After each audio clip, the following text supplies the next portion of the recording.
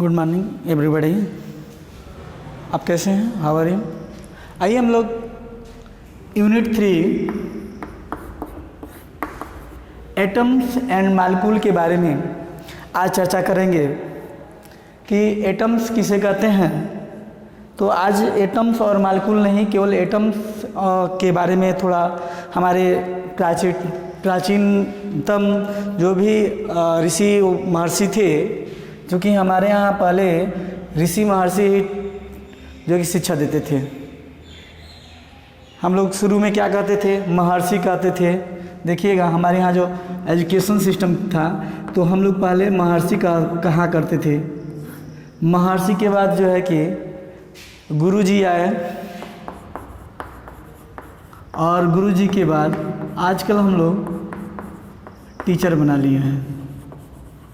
मतलब तो एक ही होता है कि एजुकेशन देना, रिसर्च करना, समाज को सुधारना। लेकिन पुराने ज़माने में महर्षि और गुरुजी और टीचर ये सब तो आप क्लियर ही समझ रहे हैं। तो देखेंगे एक हमारे भारतीय महर्षि थे कनॉट जी, भारतीय महर्षि कनॉट जी। उन्होंने कहा, चूँकि अभी तक हम लोग ने सीख लिया था द्रव्य क्या है, द्रव्य क्या है,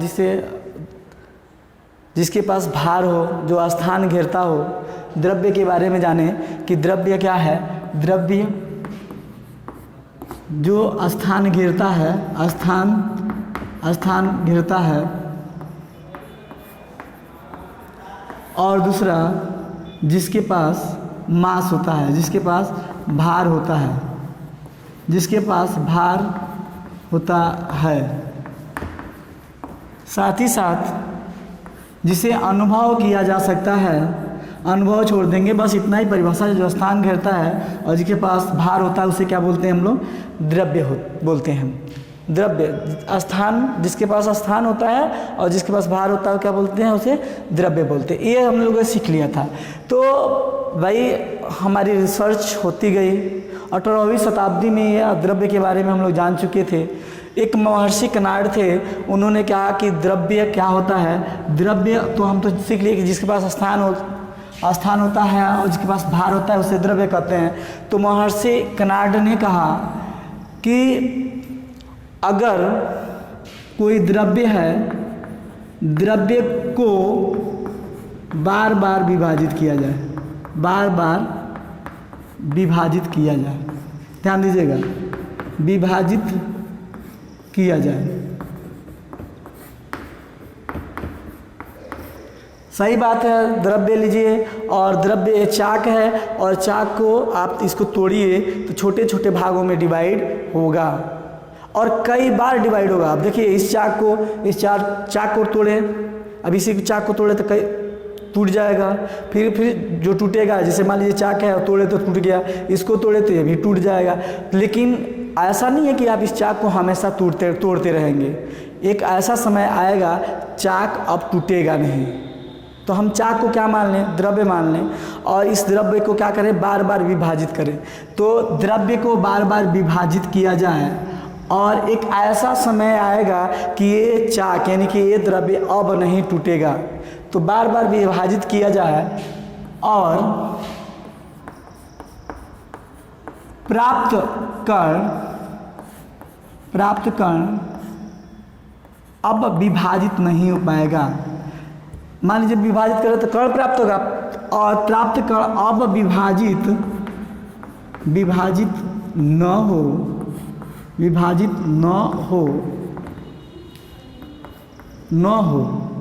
अब जो कण है कि अब विभाजित न हो, उस कण को इन्होंने कनॉट ऋषि क्या कह दिया? उसे प्रमाण कहते हैं।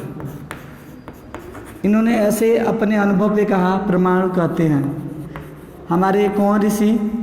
महर्षि कनॉट, कि द्रव्य को बार बार विभाजित किया जाए, प्राप्त कण अब विभाजित न हो, उसे हम लोग क्या बोलते हैं? प्रमाण। हम ये कह दें कि फाइनली कह दें, अर्थात वह कण जो अविभाज्य है, वह कण जो अविभाज्य है, अविभाज्य है उस कण को, वह कण जो अविभाज्य है उस कण को प्रमाण कहते हैं, प्रमाण कहते हैं। इसका ये मतलब हुआ कि द्रव्य को बार बार विभाजित किया जाए और प्राप्त कर अब विभाजित न हो, उसे प्रमाण कहते हैं। अर्थात वह कण जो अविभाज्य है उस कण को क्या कहते हैं? प्रमाण। इनकी प्रमाण फाइनली समझिए कि प्रमाण नाम आ गया किसके द्वारा? महर्षि कनाड के द्वारा। महर्षि कनाड ने जो है कि प्रमाण के बारे में बता दिया कि प्रमाण किसे कहते हैं। ठीक है, महर्षि कनाड ने बताया कि द्रव्य को बार बार विभाजित किया जाए और अब विभाजित न हो, जो कण विभाजित न हो उस अविभाज्य कण को क्या बोलते हैं? प्रमाण बोलते हैं, महर्षि कनाड ने। और साथ ही साथ देखिए, ये तो कौन ऋषि थे? इंडियन ऋषि थे, इंडियन ऋषि थे। उसके साथ साथ ग्रीक भी, देखिए दो सभ्यता, इंडियन सभ्यता और ग्रीक सभ्यता, ये पुराना सभ्यता है। तो ग्रीक सभ्यता में डेमेट्रिस्ट और लिगोसिपस, ये दो साइंसनिस्ट थे। ये दोनों साइंसनिस्ट ने ये महर्षि कनाड के रिसर्च को, देखिए साइंस में क्या होता है कि ऐसा नहीं हम खोज कर दिए तो हमारे साथ साथ अन्य लोग खोज करेंगे। अगर कई लोगों को खोज मिलता है तो जो पहले खोज करता है उस खोजकर्ता के नाम से वो रिसर्च नाम दे दिया जाता है। तो ऐसा नहीं कि महर्षि कनाड ने द्रव्य को ऐसे कह दिया कि विभाजित न किया जाए प्रमाण कहलाएगा, तो उनके कहने से नहीं होगा। उसके साथ साथ अन्य लोग, अन्य साइंसनिस्ट भी क्या करें? इनके बातों को समर्थन करेंगे तभी इनके नियम को क्या होगा? मान्य होगा। उसी कंडीशन में एक ग्रीक जो साइंसनिस्ट थे या ऋषि थे या महर्षि थे, उन्होंने महर्षि कनाड के एक्सपेरिमेंट को, अब एक्सपेरिमेंटे कहा जाएगा। आज हम लैब में करते हैं, वो बाहर करते होंगे या उनकी भी एक टेक्निक होगी। तो इनके महर्षि कनाड के एक्सपेरिमेंट को किसने समर्थन प्राप्त किया? इन साइंसनिस्टों ने समर्थन दिया। ध्यान दीजिएगा भाई, इनका भी क्या किया? ये लोग भी क्या किए? रिसर्च किए। और रिसर्च करने के बाद महर्षि कनाड को जो है कि इसके बारे में उनके रिसर्च को समर्थन किया। ठीक है, अब देखिए ये तो होता रहा, समर्थन होता रहा, लेकिन इसी कंडीशन में अब इन्हीं चीज़ों को लेके एक वैज्ञानिक थे लवाजिए। देखिए कौन वैज्ञानिक थे? लवाजिए और जोजक एल प्राउस्ट। ध्यान दीजिएगा, इसको मिटाते हैं। शॉर्ट नोट, स्क्रीनशॉट ले लीजिएगा, स्क्रीनशॉट ले लेंगे। देखिएगा, थोड़ा हम लोग आगे चलते हैं। इसी प्रयोगों को, अब चूँकि अब तो आ गया था, उससे बार बार रिसर्च हुआ। जैसे मान के चलिए, जब तक जियो नहीं, तब तक जियो कंपनी नहीं थी, तब तक हम लोग का जो नेटवर्क था 2G था। जियो ने लॉन्च किया 4G जब लॉन्च किया, उसके साथ साथ कुछ ही दिनों के बाद एयरटेल, वोडा या आइडिया, अन्य कंपनियां भी क्या किए? अपना 4G लॉन्च करना स्टार्ट किए। और आज की कंडीशन में क्या है? 5G लॉन्च हो चुका है। तभी हम लोग 5G थोड़ा प्राप्त किए हैं, लेकिन एक ऐसा समय आएगा कि हम लोग 5G का यूज करेंगे।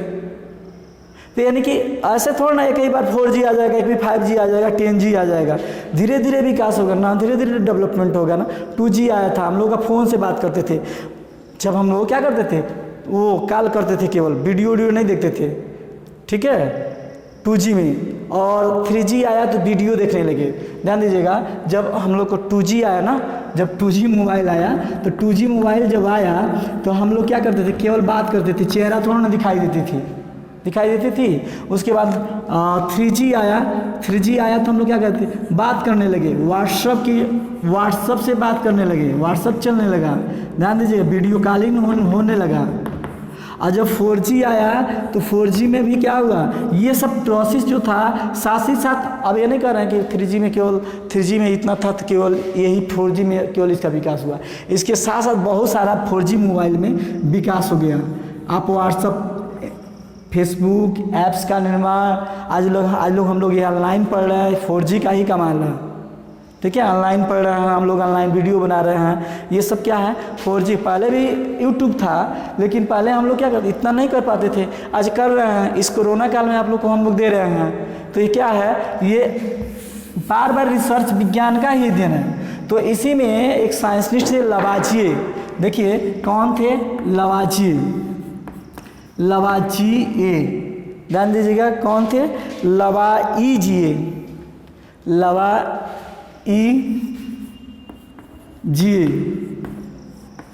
और एक और साइंटिस्ट थे जेएल प्राउस्ट, जेएल प्राउस्ट, दो साइंटिस्ट थे लवाजिए और जेएल प्राउस्ट। इन्होंने एक्सपेरिमेंट किया कि क्या, जब ये तो लंबे समय महर्षि कनाड या ग्रीक जो साइंटिस्ट थे उन्होंने ये सब दिया, लेकिन इसके साथ ही ये लवाजिए जेएल प्राउस्ट ने रिसर्च किया, एक्सपेरिमेंट किया, और एक्सपेरिमेंट करने के बाद देखिए क्या किया, एक्सपेरिमेंट किया, एक्सपेरिमेंट प्रयोग, देखिए यही बहुत कठिन होता है, यही क्या होता है, कठिन होता है, क्योंकि कभी देखा नहीं गया है, लेकिन उसको क्या रिसर्च किया जाता है।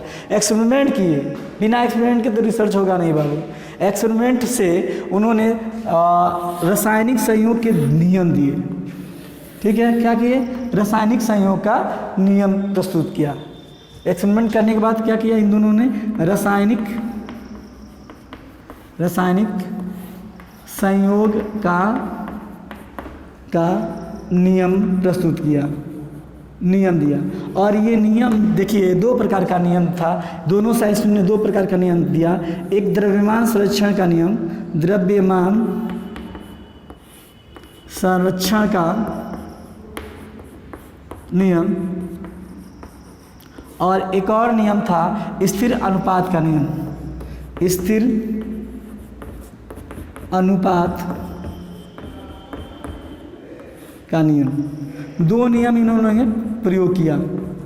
आज हम लोग इसी पे चर्चा करेंगे, द्रव्यमान संरक्षण का नियम और स्थिर अनुपात का नियम। देखिए थोड़ा इसमें ये चूँकि लवाजिए और जेएल प्राउस्ट का एक्सपेरिमेंट से ये दोनों नियम आया था, तो हम लोग लवाजिए और जेएल प्राउस्ट के ही पेज पे चलेंगे।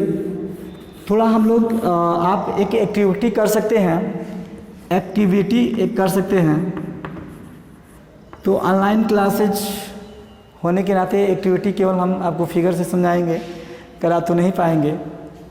देखिएगा एक्टिविटी का आप एक काम कीजिए, कापर ले लीजिए, क्या ले लीजिए, कापर ले लीजिए, कापर सल्फेट ले लीजिए, एक में कापर सल्फेट ले लीजिए और एक में सोडियम बाइकार्बोनेट ले लीजिए। देखिए दो चीज़ एक्टिविटी में आपको क्या क्या सामान चाहिए एक्टिविटी करने के लिए, कापर सल्फेट सूत्र होता है, सोडियम बाइकार्बोनेट NaHCO3 दोनों ले लीजिए, दोनों आप क्या के लीजिए, ले लीजिए। कापर सल्फेट को, अब ये कापर सल्फेट को तौलेंगे ना, कुछ ग्राम होगा तौल लेंगे, मान लीजिए 1.3 ग्राम हो गया और ये 2 ग्राम हो गया, दोनों को ले लिए। लेने के बाद कापर सल्फेट को एक फ्लास्क में घोल दीजिए। फ्लास्क ऐसे होगा, देखेंगे एक ऐसे फ्लास्क ले लीजिए,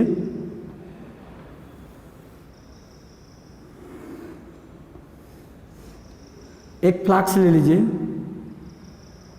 फ्लास्क में क्या घोल दीजिए, कापर सल्फेट। घोलने से पहले देखिए कापर सल्फेट को घोलने से पहले इस फ्लास्क की माप कर दीजिए, माप कर लीजिए, मतलब फ्लास्क कितने ग्राम का है। क्या कीजिए, इस फ्लास्क को मान लीजिए फ्लास्क का कितना होगा, फ्लास्क का अगर हम ये कह सकते हैं कि फ्लास्क की भार, अगर फ्लास्क का भार मान के चलिए अगर 300 ग्राम है, कितने ग्राम है, 300 ग्राम है, तौल लिए और इसी में क्या कीजिए, कापर सल्फेट डाल दिए। ये बिलियन लेंगे, कापर सल्फेट का क्या लेंगे, बिलियन। अब हम लोग क्या डाल दिए, कापर सल्फेट, ये क्या है, कापर सल्फेट का बिलियन फ्लास्क में डाल दिए, ध्यान दीजिएगा। और इसको सोडियम बाइकार्बोनेट को एक ऐसा प्रखनली में ले लीजिए, क्या कर लीजिए, एक प्रखनली में ले लीजिए, इसी में डाल दीजिए, यानी कि सोडियम कार्बोनेट किस में डाल दिए, ये 2 ग्राम न लेके 1 ही ग्राम ले लीजिए, ये 300 ग्राम न के लेके अब 100 ग्राम मान लीजिए, इसके बाद 100 ग्राम होगा। अब इस सोडियम बाइकार्बोनेट को क्या करिए, इस प्रखनली में डाल दीजिए। क्या हो गया आपका, ये है NaHCO3। इस प्रखनली को अब उठाइए और यहाँ पे डाल दीजिए, देखिएगा यहाँ पे रख दीजिए, रख दिए। अब इसको, चूंकि प्रखनली का भी भार कुछ होगा, मान के चलिए प्रखनली का भी भार 10 ग्राम है। कितना है प्रखनली का भार, 10 ग्राम है। अब इसमें आप कार्क लगा दीजिए, कार्क लगा दीजिए, यानी कि जो भी ताप वगैरह हो वो बाहर ना निकले, और इसको थोड़ा थोड़ा हीट कर दीजिए। आप देखेंगे कुछ देर बाद कुछ ना कुछ उसमें रिएक्शन होगा, कुछ रासायनिक अभिक्रिया होगा।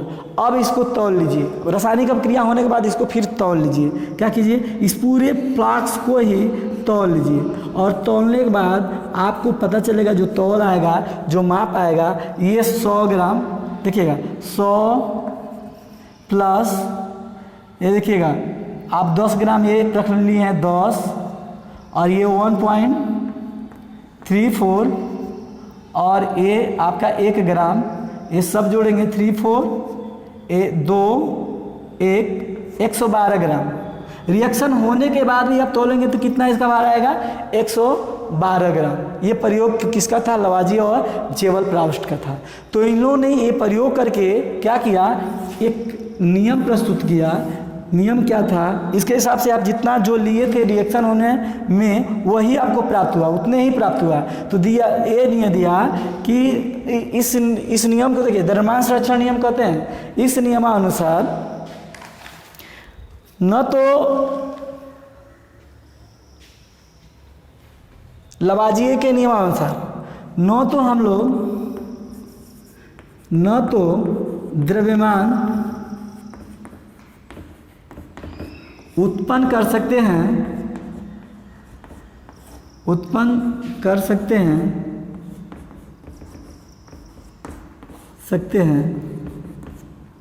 और न ही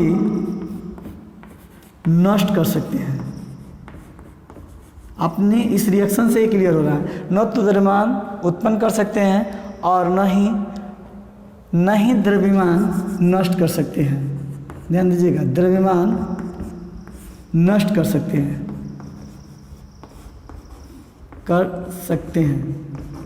यही क्या था द्रव्यमान का संरक्षण नियम, कि न तो द्रव्यमान उत्पन्न कर सकते हैं, न तो द्रव्यमान नष्ट कर सकते हैं। केवल एक रूप से दूसरे रूप में हम लोग क्या कर सकते हैं, परिवर्तित कर सकते हैं। ये द्रव्यमान संरक्षण का नियम था। ये तो आपका द्रव्यमान संरक्षण नियम है। आप स्क्रीनशॉट लेंगे और इसी पे नोट्स बनाएंगे आप लोग। मैं ऐसा कर रहा हूँ कि आप इसका स्क्रीनशॉट ले लिए होंगे। आइए दूसरा नियम क्या है, स्थिर अनुपात का नियम। इसको मिटाते हैं। दूसरा नियम क्या है, इसको मिटा दें, स्थिर अनुपात का नियम, ये वाला। अब देखिए ये क्या कहा, स्थिर अनुपात का नियम इधर लिख देते हैं। ये भी स्थिर का अनुपात नियम कौन लाया, लवाजिए ले आए। स्थिर अनुपात का नियम। अब देखिए इस नियम में क्या है, एक्चुअली ये नियम कहा कि जो यौगिक आप लेते हैं, चाक लेते हैं, चाक या सोडियम बाइकार्बोनेट को ले लीजिए। ये तो Na2CO3 है। देखिएगा सोडियम बाइकार्बोनेट की बात करते हैं। चलिए एक और नमक की बात कर लेते हैं। नमक का फार्मूला क्या होता है, NaCl। और आपसे पूछा जाए कि नमक में कौन कौन तत्व हैं, आपको ऑफलाइन क्लास में बताया गया है और यहाँ भी ऑनलाइन क्लास में बताया जा रहा है कि अगर पूछा जाए आप कि इस नमक यौगिक है, चूँकि यौगिक क्या है, नमक क्या है, यौगिक है। और इस यौगिक में 2 तत्व हैं, 2 से अधिक तत्व भी हो सकते हैं। जैसे सोडियम बाइकार्बोनेट में NaHCO3, इसमें बहुत सारा तत्व हैं। तो हम केवल बात कर रहे हैं NaCl की। NaCl में 2 तत्व हैं। कितने तत्व हैं, 2 तत्व हैं। यही बात करें H2O में कितने तत्व हैं, 2 तत्व हैं, एक हाइड्रोजन और एक ऑक्सीजन। देखिएगा अगर हम बात करें इस H2O की एग्जाम्पल लेते हैं, किसकी अनुपात बात कर रहे हैं? H2O की ले लेते हैं। तो H2O में कितने तत्व हैं? 2 तत्व हैं। कौन कौन? एक हाइड्रोजन है और एक कौन है? ऑक्सीजन है। और हाइड्रोजन और ऑक्सीजन का अनुपात कितना है? चूँकि देखिएगा यहाँ कितना आप ले रहे हैं 1 ग्राम 2 ग्राम यहाँ ले रहे हैं। हाइड्रोजन का परमाणु भार कितना होता है? 1 ग्राम। कितना हाइड्रोजन है? 2 है। तो हाइड्रोजन का भार कितना हो जाएगा? H2 का भार हो जाएगा भार इक्वल टू यहाँ 2 ग्राम। अगर ऑक्सीजन का भार देखें, क्योंकि एक ही ऑक्सीजन है, तो 16 ग्राम होगा। अगर दोनों में अनुपात देखें, हाइड्रोजन संबंधी ऑक्सीजन की बात करें तो क्या आएगा? 2 संबंधी 16, और जब इसको काटेंगे तो कितना आएगा? 1 संबंधी 8। ये कह रहा है कि H2O पानी में हाइड्रोजन और ऑक्सीजन का जो अनुपात होता है 1 संबंधी 8 का है। और इसका मतलब आप H2O कहीं से ले आए। H2O ध्यान दीजिएगा, H2O कहीं से लेके आए, चाहे वो अमेरिका का पानी हो, वो क्या का पानी हो? अमेरिका का पानी हो, और चाहे इंडिया का, और चाहे नेपाल का, सभी जगह का जो फार्मूला होगा पानी का H2O होगा, और जो अनुपात होगा वो 1 संबंधी 8 का अनुपात होगा। यानी कि हाइड्रोजन और ऑक्सीजन में जो अनुपात होगा, कितने का अनुपात यहाँ होगा? 1 संबंधी 8 का। तो स्थिर अनुपात का नियम ये कहता है, आप यौगिक में, अगर यौगिक में कई तत्व हैं तो यौगिक कहीं का लें, उनका जो अनुपात होगा, यौगिक का अनुपात होगा, क्या होगा? वो हमेशा सदैव निश्चित द्रव्यमानों के अनुपात में विद्यमान रहेगा। किसी यौगिक में तत्वों का सदैव, यहाँ थोड़ा स्क्रीनशॉट ले लेंगे, इसका स्क्रीनशॉट ले लेंगे, ले लिए। ओके, थोड़ा यहाँ देखते हैं कि अगर किसी यौगिक में तत्व, किसी यौगिक में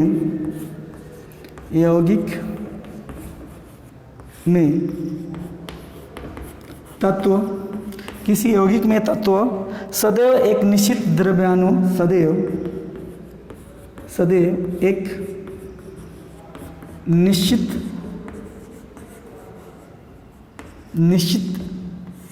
द्रव्यमानों, निश्चित द्रव्य, किसी यौगिक में तत्व सदैव एक निश्चित द्रव्यमानों के अनुपात में विद्यमान रहते हैं। द्रव्यमानों के अनुपात में